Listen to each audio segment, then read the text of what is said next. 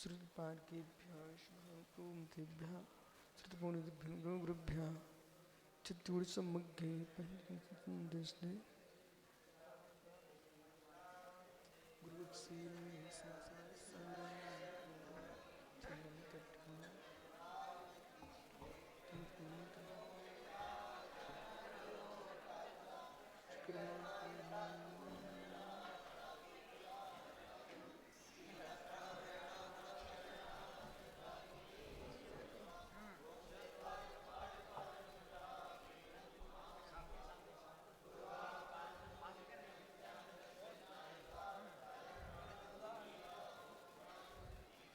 इक्षांति आर्वक्ति कांशको गाचलचे सम्राणे समदंसने समझायुतानां पंचवाक्यम आराधि शुद्धनांदि सज्जानम तीरं पंचड़चकानम अंचे पूजे वंदानम सायंत कोपो मकोला शिवीरम स्मरण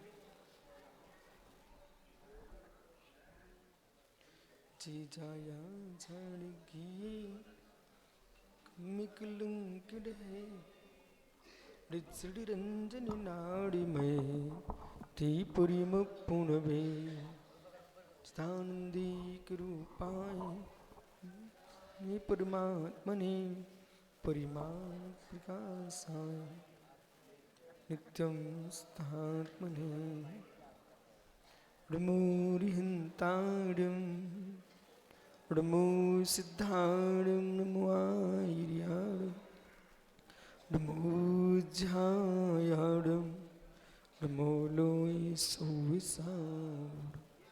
पंच परमेष्टि भगवान की परम पूज्य आचार्य योगेंद्र स्वामी के परम पूज्य आचार्य ब्रह्मदेव सूर्य के परम पूज्य आचार्य विराग स्वामी महाराज के इन समय स्त्रम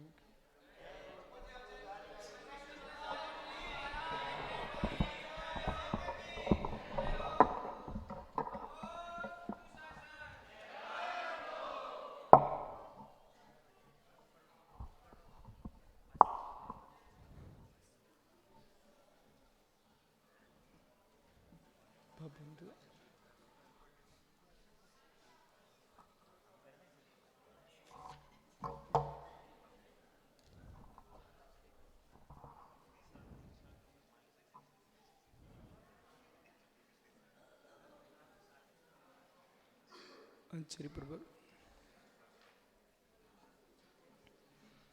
भगवत योगेंद्र स्वामी ग्रंथराज परमाणु प्रकाश में परम तत्व की व्याख्या करते हुए आचार्य योगेंद्र स्वामी समझा रहे हैं परम योग में तल्लीन योगी जागृत रहता है वो सोता है एक ही समय में जागृत रहता है एक ही समय में सोता है। जिस निशा में जगत सोता है उस निशा में योगी जागता है। जिस निशा में योगी जागता है वहां जगत सोता है। योग व्यवस्था और भोग व्यवस्था इन दोनों में भेद है। वो भेद देखना ही चाहिए। प्रिय मार्ग श्रेय मार्ग दो मार्ग। प्रिय मार्ग श्रेय मार्ग। प्रिय मार्ग में जाओगे तो श्रेय मार्ग की उपलब्धि असंभव है। श्रेय मार्ग की ओर जाओगे तो प्रिय मार्ग असंभव है। समझ में आया? श्रेय मार्ग, प्रिय मार्ग। जो भोग वृत्ति है वो प्रिय मार्ग है, जो मोक्ष है वो श्रेय मार्ग है। स्वर्ग, संसार की विभूतियां ये अभ्युदय सुख है, मोक्ष निश्चय सुख है। दोनों की उपलब्धि एक रास्ते से संभव नहीं है, दोनों के मार्ग भिन्न हैं। यही कारण है आज बहुत स्पष्ट भाषा में बोलता हूं। अरिहंत पाठ ने ऋण में धन का भार स्पर्शित होगा तो क्या होगा? धन में ऋण का भार स्पर्श हो तो क्या होगा? दोनों बह रहे हैं धारा में, लेकिन दोनों की दूरी है। जैसे ऋण और धन के तार को जोड़ते नहीं हो, चिपकाते नहीं हो, स्पर्शित नहीं करते हो, ऐसे ही साधक की वृत्ति और श्रावक की वृत्ति में अंतर होना चाहिए। अंतर है ही, लेकिन श्रावक साधु के माध्यम से अपना काम कराना चाहता है तो वो कुशलता में प्रवीण है कि मैं साधु के माध्यम से अपना काम करा लूंगा, पर उसे ही मालूम नहीं है क्योंकि उसकी धन वृत्ति है, धन्य वृत्ति नहीं उसके पास। धन वृत्ति है, धन्य वृत्ति नहीं उसके पास। वो ऐन किन प्रकार ने साधु के माध्यम से अपनी पुष्टि कराना चाहता है, तो उस बेचारे को ये बोध नहीं है इस साधु इन काम में लग गए तो विराट मोक्ष मार्ग का विनाश हो जाएगा। धनिक को श्रेय मार्ग पर कोई प्रेम नहीं है। उज्ज्वल पाटनी ने आज महावीर पाटनी जी एक बड़ी बात बोली। वो बात ऐसी थी, एक पक्ष विशेष का पुरुष धनपति इनसे कहता है मैंने बहुत घूम लिया, मुझे एक पुरुष की आवश्यकता है जो बूढ़ा भी ना हो, बच्चा भी ना हो, जवान हो, 40 वर्ष के आसपास का हो। बोली मतलब ये है उसको मैं देख करके अंदर का विषय में करोड़ों रुपए दूंगा, लेकिन आप जैसा योग्य भक्ता मेरे पंथ का साधु बन जाता है तो बहुत अच्छा होगा। बोले मेरे पक्ष का साधु बन जाएगा तो बहुत अच्छा होगा। बोले क्यों? बनाया बनाया भक्ता मिलेगा, हमारा पंथ ऊंचाइयां पाएगा, और पंथ ही ऊंचाइयां नहीं पाएगा, हमारा व्यापार भी ऊंचाइयां पाएगा, पर भेद साधु का चाहिए। ओहो, पर धन्नो उस पत्नी को जिसने पति को पिघलने नहीं दिया। उसे पत्नी नहीं मानना चाहिए, तत्क्षण में गुरु मान लेना चाहिए। हो सकता है कि हम 1 करोड़ के पीछे, 2 करोड़ के, 5 10 करोड़ के पीछे पिघल जाते। उज्जवल जैन शासन, श्री मार्ग पर लक्ष्य, धन तो यहीं रह के रह जाएगा, पर सम्यक की विराधना आत्मा को कहां ले जाती। ऐसा आपके साथ होने वाला नहीं था। मात्र एक रत्नाकर वर्णी हुए हैं दक्षिण भारत में, कवि रत्नाकर, उनको तो रख ही लिया, उनसे ग्रंथ लिखवाए, लेकिन तात्कालिक भट्टारक को सुना कि हमारा रत्नाकर वर्णी जिनेश्वर को छोड़ करके महेश्वर के पास पहुंच चुका है। वो जा करके मठ से चल करके उनको वहां से लेके आए।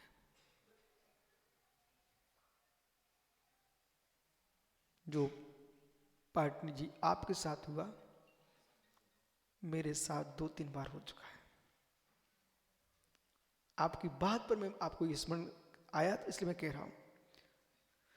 अरिहंत पाटनी ये तो ग्रस्त थे, होना कोई बात नहीं थी। मेरी क्षुल्लक दीक्षा के बाद कुछ ज्ञानी मेरे पास आए इनकी टीक उम्र में। बोले, क्षुल्लक यशोधर सागर जी, आप जहां हो वहां की अपेक्षा तुम और जगह चलो, बहुत उत्कर्ष होगा, विकास होगा।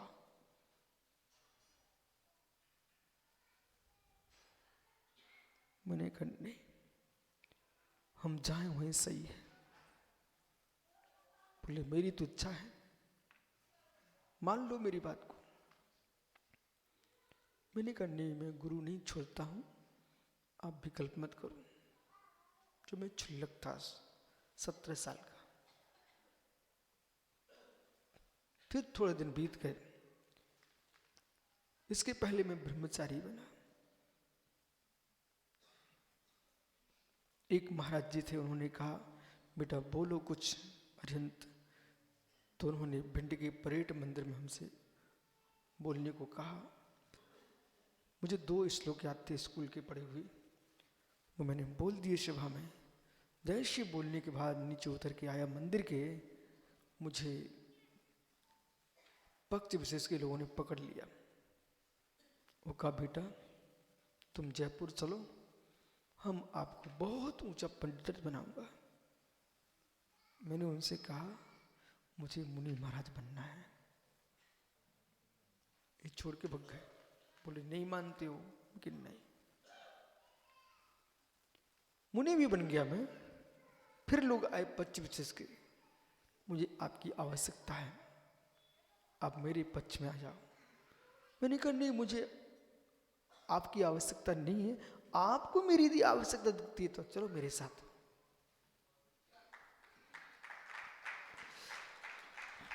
पुनः एक पक्ष विशेष के लोग आए, आप मेरी बात को मान लो, हम आपको सिर के ऊपर बिठाएंगे। कि नहीं, मैं जमीन पर चलना ही पसंद करता हूं, मैं जैन मुनि हूं। रायपुर में 1998 में ग्रीष्म की बातना चल रही थी। वहां पर कुछ सितंबर बंधु भी मेरे पास आए। महाराज साहब, यदि आप मेरे पंथ में होते, हम आपको सोने के सिंहार पर बैठाते। मैंने कहा, मैं काष्ठ आसन पर बैठने ही पसंद करता हूं, सोने पे बैठ करके। कलयुग का निवास सोने में है, कलयुग का निवास सोने में है। राजा के मुकुट में कलयुग है। भागवत गीता में परीक्षित ने पूछा व्यास जी से कि कलयुग कहां होगा, तो उन्होंने बहुत सारी व्याख्या की। उसमें एक ये भी शब्द था, राजा के मुकुट में होगा, सोने में होगा, अहंकार में कलयुग होगा। अरिहंत, पक्ष आपको स्वीकार कर सकते हैं, लेकिन तत्वज्ञानी जीव जो प्रज्ञावंत हो चुका है, उसे अब तत्वों की आवश्यकता नहीं, पक्षों की आवश्यकता नहीं, बाह्य तत्वों की आवश्यकता नहीं। कारण क्या है?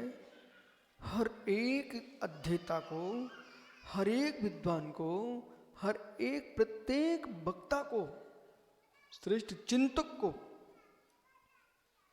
ये निर्णय करना चाहिए, यथार्थता कहां है। भूतार्थ कहाँ है, सत्यार्थ कहाँ है। सुनी बातों पर विश्वास करना श्रेष्ठ चिंतक को उचित नहीं है। बुद्धि का परतंत्र भाव कब तक सहन करेंगे आप? जो तीर्थंकर महावीर स्वामी ने कहा है, पूर्व आचरण लिखा है, उसे मैं अध्ययन का विषय बनाता हूं, वो बनानी चाहिए, ठीक है।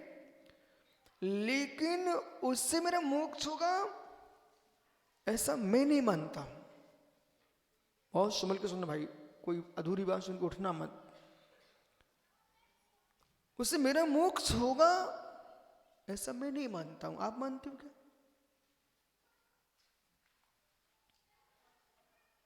मैं नहीं मानता हूं, आप भी नहीं मान पाएंगे। लेकिन क्यों? भगवान ने जो कहा है वो सत्य है, आचरण लिखा वो सत्य है, श्रद्धा में विषय वही बनेगा। लेकिन आपका जो मोक्ष होगा वो भगवान के ज्ञान से नहीं होगा, आचार्यों के ज्ञान से नहीं होगा। जैसे कि कोई बच्चिया ने दूध पिया अपनी माँ का, गाय का, ठीक है। तो जो दूध पिया है बच्चिया ने, वो बच्चिया बड़े होकर के अपने बच्चे को वही दूध पिलाएगी? बोलो बोलो, सब समझदार लोग हो।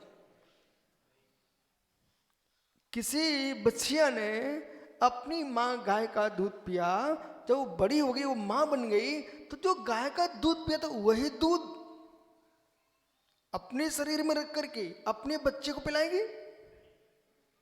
नहीं पिलाएगी।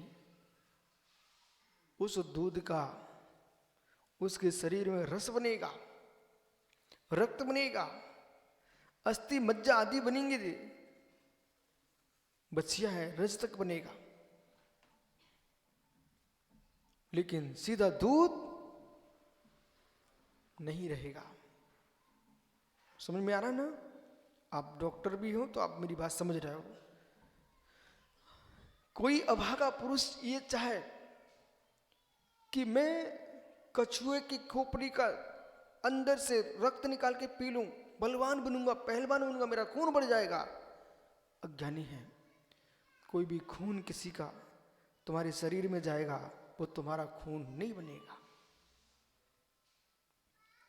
उस रक्त को भी रस रूप बदलना पड़ेगा। बराबर भैया? कोई भोजन डायरेक्ट रक्त नहीं बनता, अस्थि मज्जा शुक्र नहीं बनता, वो रस के रूप में परिणत करेगा, फिर क्रिया चलेगी। बस ये तो दृष्टांत था। ऐसे भगवान जिनदेव ने जो जिनवाणी में कथन किया है, आचार्यों ने जो अनुबंधन किया, गोवर्धनों ने गुंथन किया है, वो संपूर्ण श्रुत हमारे लिए पेय है, श्रेय है, स्वीकारने योग्य है। लेकिन वो श्रुत मेरा मोक्ष नहीं बनता। अर्यंत बराबर है, नहीं बनता। तो कौन सा ज्ञान मोक्ष का कारण बनेगा? जो मेरा निजी ज्ञान है, जो मेरा निजी ज्ञान है, स्वकीय ज्ञान है, उस ज्ञान की निर्मलता हमारे रत्नत्रय की निर्मलता बनाएगी। उस रत्नत्रय की निर्मलता से हमारा मोक्ष होगा।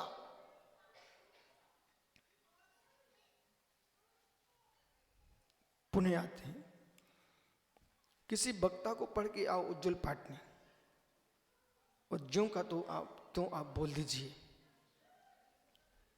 कोई महिमा नहीं गाएगा आपकी, बल्कि बहुत सारे श्रोता अनेक वक्ताओं को पढ़ के भी आते हैं, वे समझ जाते तुरंत। मैं तो समझ जाता हूं ये कौन बोल रहा है,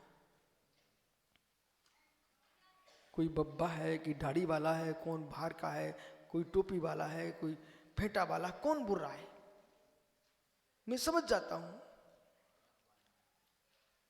हे मित्र, तिलक वाले हैं, कि कटोरे वाले हैं, ये किसकी भाषा बोल रहा भाई? फलक वाले हैं, अर्ध फलक वाले हैं, तुम्बी वाले हैं, कि नारियल की अर्ध फलक वाले हैं, कि खोपड़ी वाले हैं? ये समझ लेता हूं कौन बोल रहा है। दूसरे का ज्यों का त्यों वक्ता कहेगा तो जिसका पढ़ के आया उसी का प्रचार होगा। पढ़ना सबको चाहिए, गाय बन के घास खाना चाहिए, गाय बन के भूसा खाना चाहिए, परंतु वो गाय जैसा का तैसा भूसा देने लग जाए, घास देने लग जाए, कौन गाय पालेगा? वो खाती सब कुछ है पर दूध बना के देती है, इसलिए लोग उसको पालते हैं। ऐसे वक्ता को दुनिया का अध्ययन करना चाहिए, वो अध्ययन करके अपनी बात बना करके बोलना चाहिए, तो तुम गाय बन के पाले जाओगे।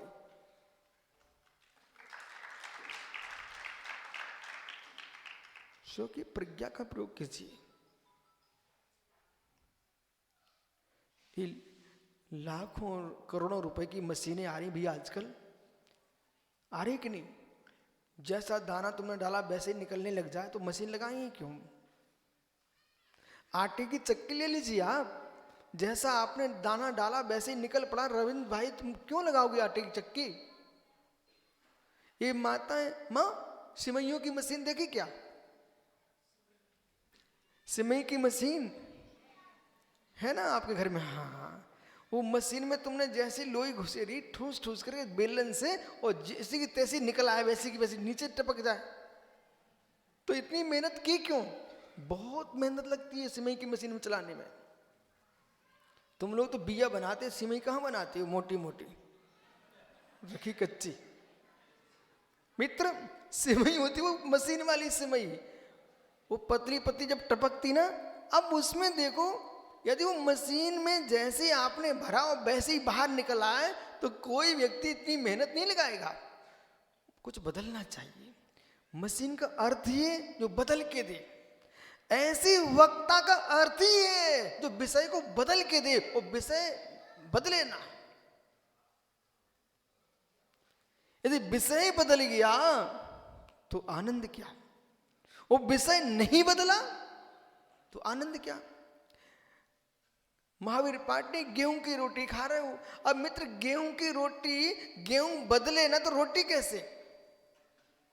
वो गेहूं बदल गया तो गेहूं की रोटी कैसे? आटा बदल गया तो रोटी किसकी? वो गेहूं के दाने वैसे के वैसे तुम्हारी देवी बना के रख दे तो रोटी कहना की? तो मालूम है बुंदेलखंड की बहुत सारी माता बैठी है, वो साबित साबित उबाल दो गेहूं को, चना को, ज्वार को, वो क्या कहलाता है? हाँ, घूंघरी, घूंघरी बन गई, घूंघरी।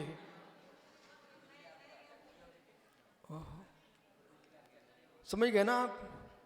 फिर वो रोटी नहीं कहलाएगी। इसी प्रकार से जो वक्ता जहां पढ़ के आए, पाटनी जी वो वैसे बोलने लगे अरहंत पाटनी, तो वो घूंघरी है। साबित को आपने साबित को उबाल दिया। नहीं, इसलिए सारे जगत को पढ़ो, तत्व का निर्णय करो, वो किसी की बात स्वीकार मत करो। अरे बहुत गहरी बात बेटा, किसी की बात स्वीकार नहीं करो। हम किसी की बात स्वीकार करेंगे ना तो तुम्हारा ज्ञान कहाँ है? पत्र वाहक हो आप तो,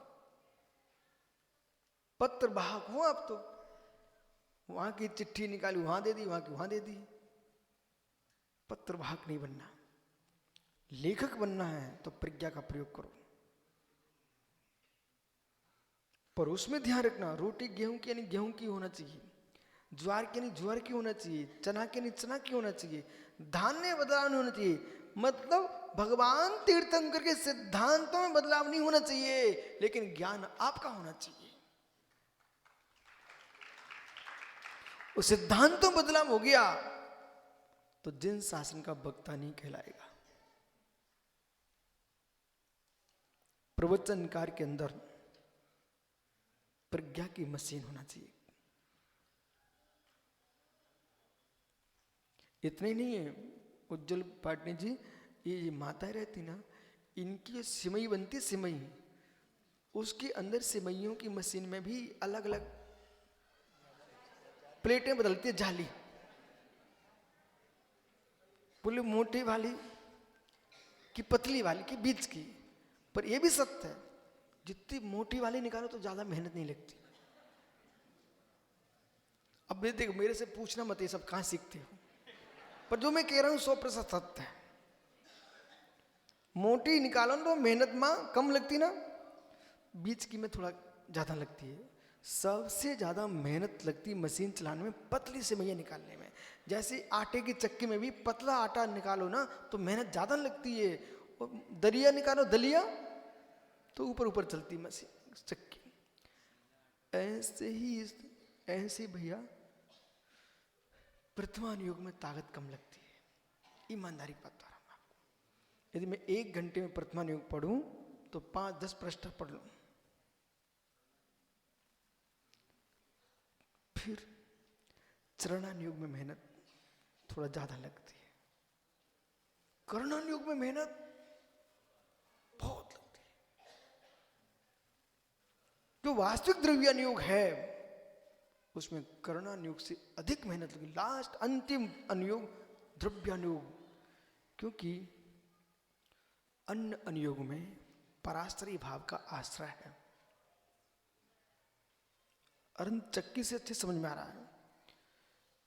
जो हाथ की चक्की रहती है उसके नीचे एक काठ का डंडा रहता है। वो लकड़ी वाला, वो घुमाने वाले की बात नहीं कर रहा हूं मैं, नीचे किली। तो उस कीले के अंदर जैसे आज मशीनें हैं, पुराने लोग पहले सारी मशीन हाथ की बना लेते थे, उसमें नीचे लकड़ी लगाए हुए, कितना ऊंचा करना कितना नीचा करना है वो सिस्टम बना के रखा उन्होंने। ठीक है, एक लकड़ी और खींच दी तो पाटा और नीचे हो जाता है। और यदि मोटा दलिया बनाना है तो उसको ऊपर कर देते हैं, दाल बनाना है और ऊपर कर देते हैं, क्योंकि दाल करना मां सीधे सीधे फलक करना है। लेकिन मैदा बनाना है तो पूरा का पूरा वो चिपका देते पाटा।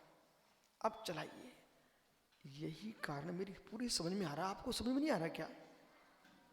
प्रथमानुयोग, करणानुयोग, चरणानुयोग, द्रव्यानुयोग, जैसे मैदा बनाने वाले को बिल्कुल चिपका के चलाना पड़ता, बहुत शक्ति लगाना पड़ती है, ऐसे द्रव्यानुयोग चिपक करके चलता, मतलब आत्मस्थ है, पराश्रय भाव नहीं है। द्रव्यानुयोग के लिए आपको स्वयं में जीना पड़ेगा, अन्य नियोग तो बाहर में जीने का काम है। जबकि एक कमल भाई सोचता है कि आत्मा अलग है, पुद्गल अलग है, सबको नास्ति में डालते जब द्रव्यानुयोग हो जाएगा। ये तुम्हारे वचनात्मक द्रव्यानुयोग की व्याख्या कर रहे हैं आप, ये तुम्हारा कोई द्रव्यानुयोग नहीं है। द्रव्यानुयोग कहेगा परापरस्तो दुखम महात्म्युता सुखम अति महात्मान्यस्य तन्नुद्ध्मा कृतोद्धमा तन्निमित्तम कृतोद्धमा। जो पर हैं वे पर हैं, वे ही सब दुख के कारण, वे ही सब दुख के कारण है, वे ही सब दुख के कारण है। परापरस्तो दुखम, पराहा परस ततो दुखम, अत्यंत जितने पर हैं बेटा वे सब दुख होते हैं। किसी के घर में वियोग हो गया, गुलाब चंद जी पाटनी जी का अवसान हो गया, तो उज्जवल पाटनी जी घर के लोगों को थोड़ा दुख हुआ। बहुत सारे लोगों ने आंखों में आंसू भी डाले होंगे। तो जिन्होंने आंखों में आंसू डाले उनका अवसान तो नहीं हुआ। आंख में आंसू क्यों आए? पराप्रोस्तु तो दुखम, पर के पीछे अश्रुपात हो रहा है। कमल, जेब में क्या रखे हो? निकालो जरा। वो पार जमीन पर रख दो। बड़े सीधे से रख दिया। पारस, पैर रख दो। रखना नहीं है। यदि इनका चश्मा झुके और नीचे टपक गया, इसी बीच में पारस निकला, पैर रख गया, एक क्षण को कुछ होगा कि नहीं होगा? ईमानदारी से बोला, मायाचारी नहीं करना। कुछ होगा? सुनो, दो बच्चे कल सोले के कपड़े पहन के आए। उसी बीच में दुर्ग के भैया आए, वो बीच में निकल पड़े, तो दोनों बच्चे छिल गए।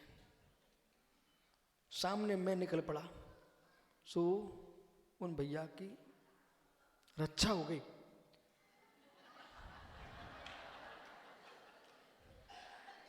वे दोनों बालक ऐसे घूर के देख रहे जैसे शेर सामने आ गया।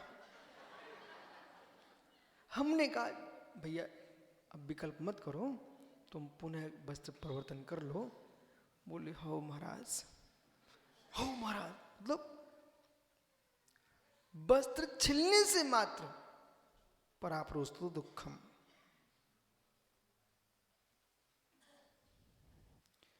ये अध्यात्म कथन करना बहुत सरल है, जीना। कमल, उज्जवल पाटनी देव कितने सुंदर कपड़े पहन के आए, बिल्कुल। अब इसी बीच में जा रहे हो और प्रभात को छींक आ गई, बगल में बैठे, और ऐसे छींके पूरा का पूरा अंदर का बाहर उनके कपड़ों पर गिर जाए। अब इनसे मिलना, उज्जवल जी उज्जवल हो कि नहीं? बोले, क्या बताऊं, प्रभात थे सो छोड़ दिया। एक समय को भाव किसके पीछे? आइए, द्रव्यानुयोग क्या बोल रहा है? वो मल वो पर वस्तु था, कपड़े पर वस्तु थे, देह पर वस्तु थी। पराप्रोस्तु दुखम, पर से पर का नियोग मिलने पर दुख प्रकट हो गया। जितने दुखे संसार में स्वयं होते ही नहीं, जितने दुखे संसार में स्व से होते ही नहीं, पर का आश्रय रहंत नाले बेटा कोई दुख नहीं है। बोलो कुछ। ये द्रव्यानुयोग। कोई पर को दुखी होने के लिए रच रहा है स्वांग, कोई पर से दुखी होने के लिए रच रहा है स्वांग, कोई पर को दुखी करने के लिए रच रहा है स्वांग, और कोई पर से दुखी होने के लिए रच रहा है स्वांग। अब जितने लोग बिल्कुल मेकअप करके आ रहे हैं मंदिरों में, सच जू के आ रहे हैं बिल्कुल, क्यों ऐसा क्यों? भाई प्रशांत तो भैया से पूछना, ज्ञानी ये क्या नाम इसका, सचिन, गोल्डी, मित्र गोलू, तू ये तो बता, जैसा तू ससुराल में सज के गया था प्रथम दिन, वैसा सज के क्यों नहीं आया?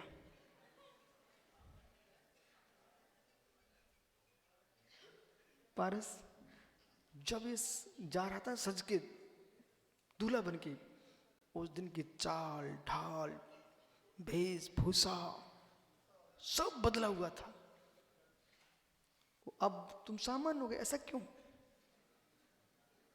बोल दो ना, गुरुजी जिसे फंसाना था फंसा चुका हूं। बोलो ना, जिसे फंसाना था फंसा चुका हूं, अब सामान्य हो गया हूं। ओहो, पर को दुखी करने के लिए सज के गया था, तो सोच रहा था पर को दुखी करने जा रहा हूं, पर मालूम चला सुमी दुखी हो गया। अब माना कि देवी ने जब वरदान मांगे, ये भी चाहिए, ये भी चाहिए। फिर कहता गोलू, आचार्य विशुद्ध सागर जी आए थे, कितने दिन से आ रहे, कब कब जब मैं छोटा था तब भी कहते चलो मेरे साथ, सुनी नहीं एक बात उनकी। अब बेचारा कहता अब क्या है, अब देवी का दास।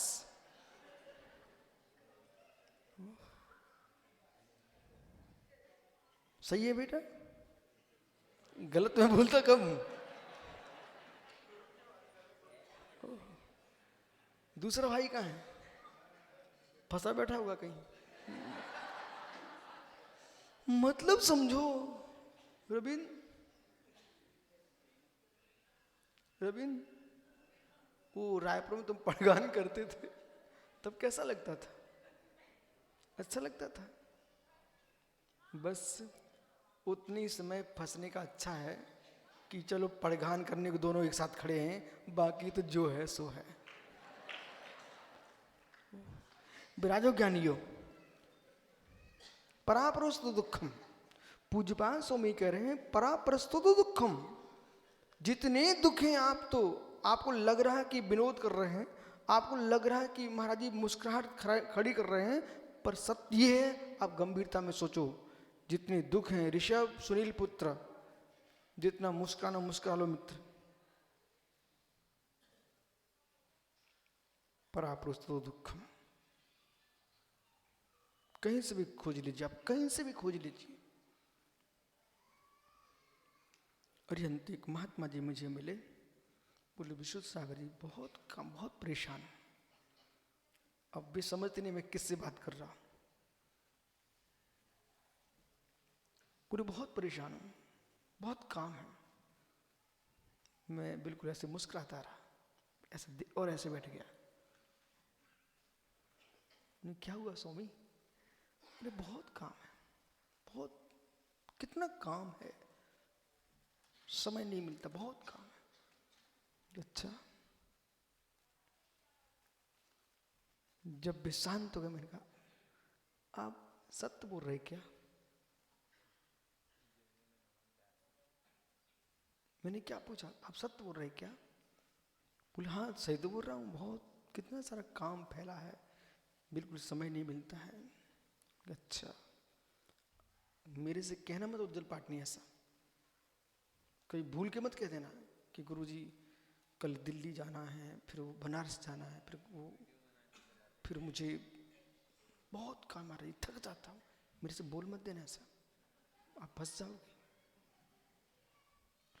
उन महात्मा जी ने हमसे कहा कि बहुत काम है, कहीं समय नहीं मिलता अपने लिए। मैंने कहा अच्छा, बहुत काम है। किस काम ने कहा कि आप मुझे स्वीकार करो?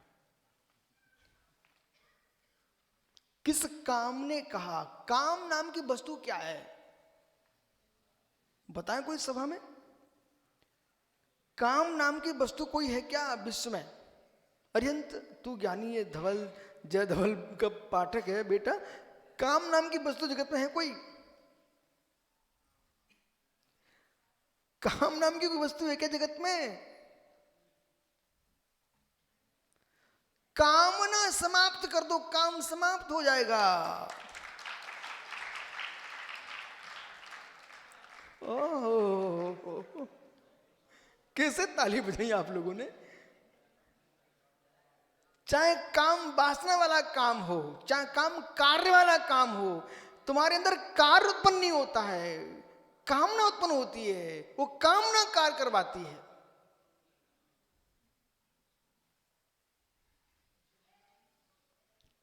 क्या हुआ वर्धमान? ये कौन बोल रहा है? हाँ खड़ा हो जा भाई। हे जगत करता, हे जगत करता, हे जगत करता। पागल लोग तुझे ईश्वर कहेंगे, विशुद्ध शास्त्र तुझे पागल कहेंगे। हे जगत करता, अरियंत देखो, ये जगत करता, ये क्या बोल रहा है? जिम्मेदारी। हे जगत करता, हे जिम्मेदार, पागल लोग तुझे परमात्मा कहेंगे, हम तुझ परमात्मा को ही पागल कहूंगा। जिम्मेदारी भैया, जिम्मेदारी निभा रहे हैं। जिम्मेदारी निभा रहा है। ये उर्दू कहां सीख के आए हो? है ज्ञानी, जिम्मेदारी कहां थी?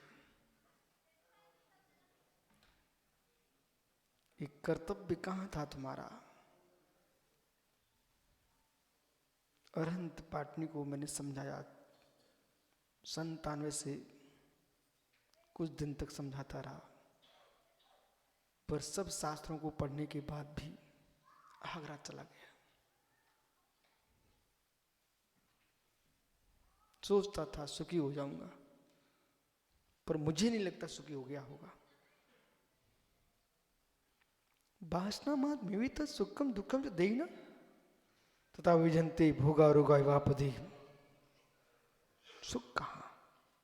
प्रशांत, दुहा क्या चल रहा पता आपको? आपने ठीक कहा है, लेकिन जहां योगी सोता है वहां भोगी जागता है, जहां भोगी सोता है वहां योगी जागता है। आप समझो मैं क्या बोल रहा हूं? जिसे तुम कर्तव्य मानते हो, जिम्मेदारी मानते हो, वो तुम्हारा पागलपन है। स्वतंत्रता का आनंद किस क्षण में लोगे आप? कायोग को कार्य करने में लगाए हो, वचन योग को काय की व्याख्या में लगाए हो, कार्य की व्याख्या में, मन योग को कार्य करने के सोच में डुबाए हो। तुम स्वतंत्र कब हो?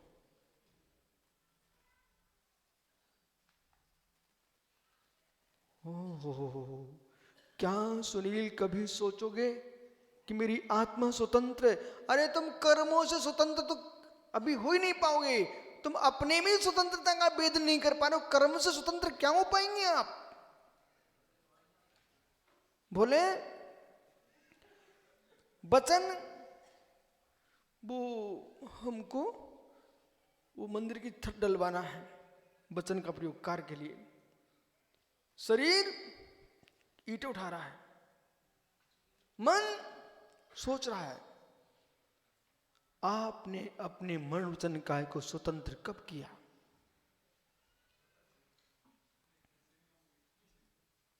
जो अपने मन वचन काय को स्वतंत्र कर लेगा वही जैन अध्यात्म योगी होगा।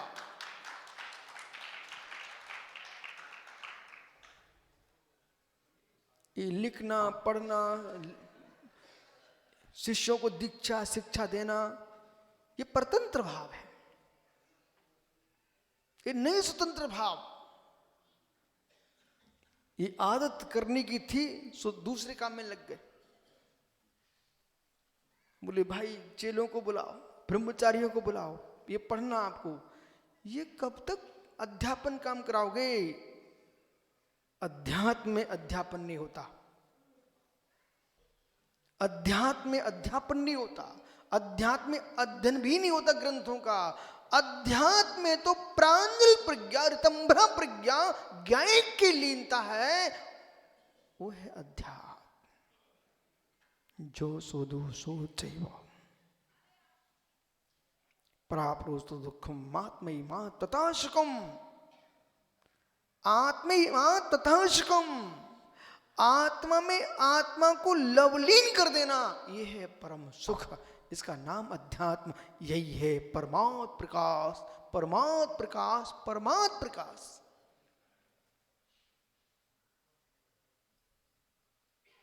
यह है परमात्म प्रकाश।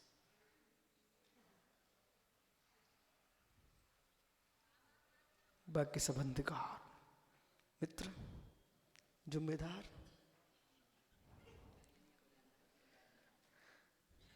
प्रशांत, कभी ये निर्णय कर लो आप, इतने दिन तक मैं जिम्मेदारी पूरी कर लूंगा।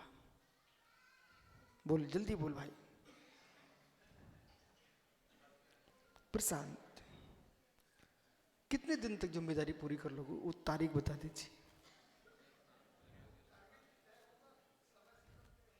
वही तो मैं पूछ रहा हूं, कब कब कब कब?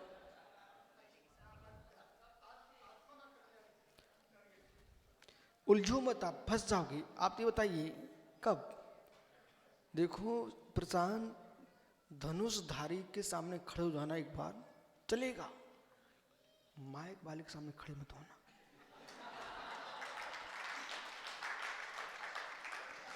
ये तुम्हारा सगा उज्जवल पाटनी मालूम एक दिन हमसे क्या बोल रहा था, बोल गुरुजी, याद है आपको? गुरुजी ये सांप है, सांप ऐसा इसका आकार है, वो डसता है डसता। यदि वक्ता कमजोर है तो वक्ता डसा जाता है, और श्रोता कमजोर है तो वक्ता के द्वारा श्रोता डसे जाते। फिर अरियंत हर व्यक्ति की हालत नहीं है कि इसको सामने बैठकर दमंगी से बैठ पाए। मैंने देखा लोगों को ऐसे कांपते हैं, खकारते हैं, इन्हें कोई खांसी मासी नहीं हो रही है, बेचारे अंदर से घबरा रहे हैं। फिर मालूम इधर खुजाएंगे, इधर खुजाएंगे, इधर खुजाएंगे, पूरे पानी मंगाएंगे, न उन्हें पानी पीना है ना खुजली उड़ रही है। सीधी सीधी बात है, घुट दम घुट रही है उनकी, सहन नहीं कर पा रहे हैं। माइक को सहन करना सरल नहीं है।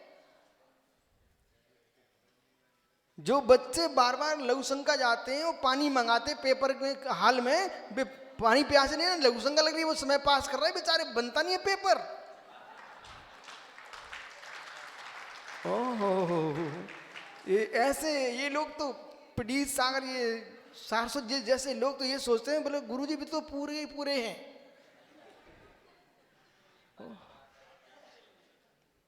लेकिन अरे मैं नहीं जाता था, विश्वास मानो, मेरे बगल के सीट वाले सब जाते थे।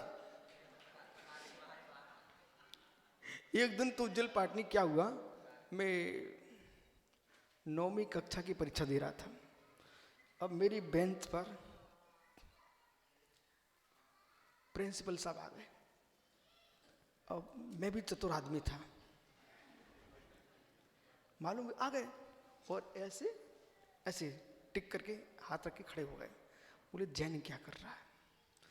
मैंने कहा तुम अज्ञात बन के आए हो ना, हम भी आपको अज्ञात मान के। मैंने न नमस्कार किया, कुछ भी सम्मान नहीं किया उनका, बस देखा ही नहीं मुझे। और मैंने अरे देख तो लिया था हमने, पर देखा ही नहीं। वे बहुत खुश रहते थे मेरे ऊपर। तो मैं पेपर था, लिखता रहा लिखता रहा लिखता, पूरी कॉपी भर गई। हमने कि आज दूसरी कॉपी मंगाएंगे। हमने बोले सर कॉपी, सामने एक लड़का था, ठीक है कॉपी। अभी देखते रहे, धीरे से मालूम क्या किए, वो हाथ उससे हटाया बेंच से, मेरी पीठ पे रखा, बस बेटे। यही मैंने आचार्य विराग सर साथ किया, छुपाता नहीं मैं कुछ भी। आचार्य विराग सर साथ मैंने यही किया कि तुम लोग बड़े लोग हो ना, तो बड़े लोगों से थोड़ा अच्छे से बात करना चाहिए। मालूम वो प्रिंसिपल साहब क्या ना, वो देख रहे थे कहीं रखें तो नहीं है, कुछ है तो नहीं है, बिल्कुल लगा है लिखने में। वो हमारे बगल के लोग वो पकड़े जा रहे थे। ठीक है, ये हो गया। बाद में पीठ ठोक के चले गए। जब परीक्षा हो गई, सब कुछ हो गया, भरी बाल सभा में उन्हें प्रशंसा की। आचार्य विराग सागर भिंड में नसिया एक, ये 1988 की बात है। तो वो इतना मोटा शास्त्र हाथ में लिए थे। अच्छा, मैं मौका खोज रहा था कि हमसे बात करें, ईमानदारी की बात है। और जब भीड़ भाड़ होती ना, आप विश्वास मानो, अभी महावीर पाटनी मेरे पास आ गए, प्रशांत आ गया, उज्जवल पाटनी आ गए, कमल आ गया। तुम लोग थोड़े चतुर आदमी हो, बिल्कुल बगल में आके बैठ जाते हो। आप विश्वास मानो, कितने ऐसे लोग हैं जो तरसते हैं कि कहीं हमको पास में बैठे मिल जाएगा क्या। ठीक है, तो मैं भी उसी में था। मैं एक दिन दर्शन करने गया, एक इंजीनियर था भिंड का, विमल जी, वो सीढ़ियों पर रोक दिया मुझे। अब जब भी आते हैं मैं उससे पूछता हूँ, भाई सबके दिन एक से नहीं होते।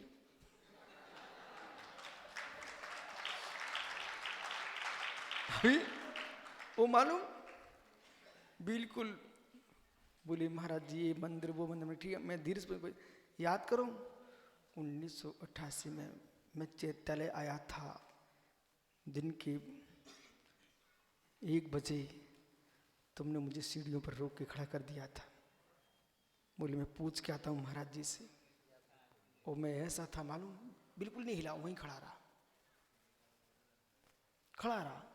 भी लौट के आए, पूछ के आए, चलो बेटा ठीक है। मैं कहता भाई देख खड़ा किया था ना मुझे तूने, तो मैंने एक दिन उनको प्रवचन में खड़ा कर दिया।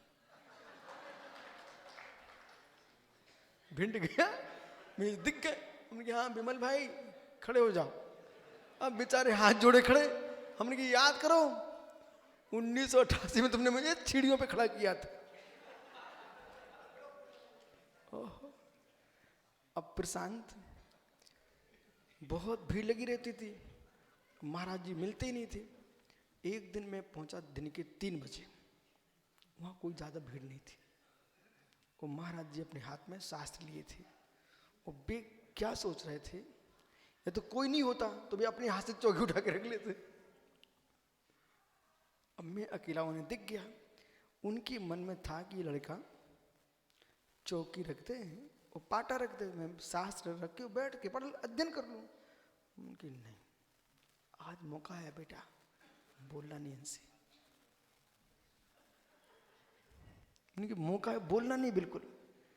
बस मैं दूर खड़ा हो गया। अरे अपन बोलो तो क्या फायदा, कोई अपने से बोले।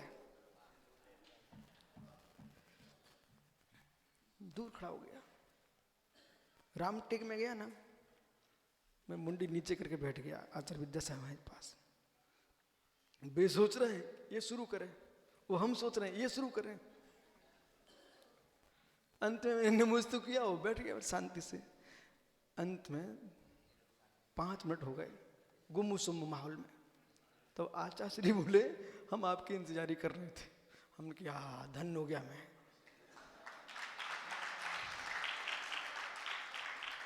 बोले मुझे सोच जाना था, आप आ रहे थे मैं रुक गया।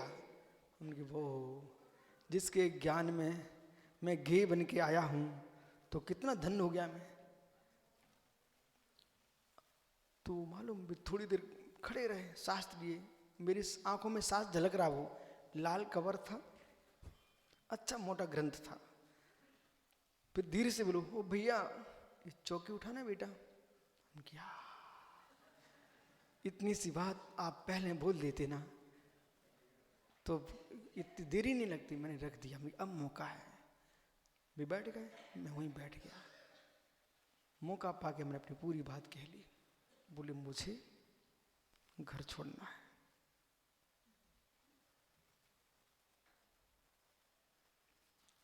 ज्ञान जो शब्द ज्ञा इकलौता नहीं है वो, पाटनी जी ध्यान रखना, आपके भाषण का विषय है। ज्ञा है ना, स्वतंत्र नहीं है, वो संयुक्ताक्षर है। जजोन ज्ञा, जा जा या, ये 2 वर्ण मिलकर के बनता ज्ञा। जब अक्षर स्वयं में 2 के जुड़ के बनता है तो ऐसे ही गुरु शिष्य का मिलन होता है, तब ज्ञानी बनता है।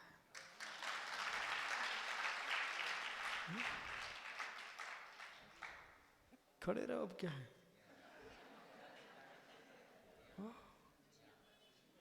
बैठो ज्ञानी। तो तत्व कहता है कि मुझे समझने के लिए जगत को नहीं समझना पड़ेगा। जगत तत्व नहीं है और जगत ही तत्व है। अरियंत, जगत तत्व नहीं है, जगत ही तत्व है।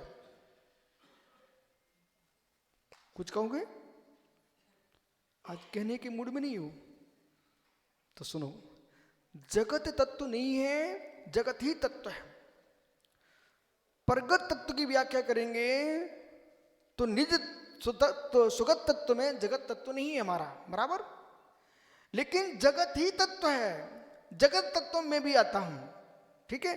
तो जगत ही तत्व है, प्रत्येक द्रव्य तत्व है,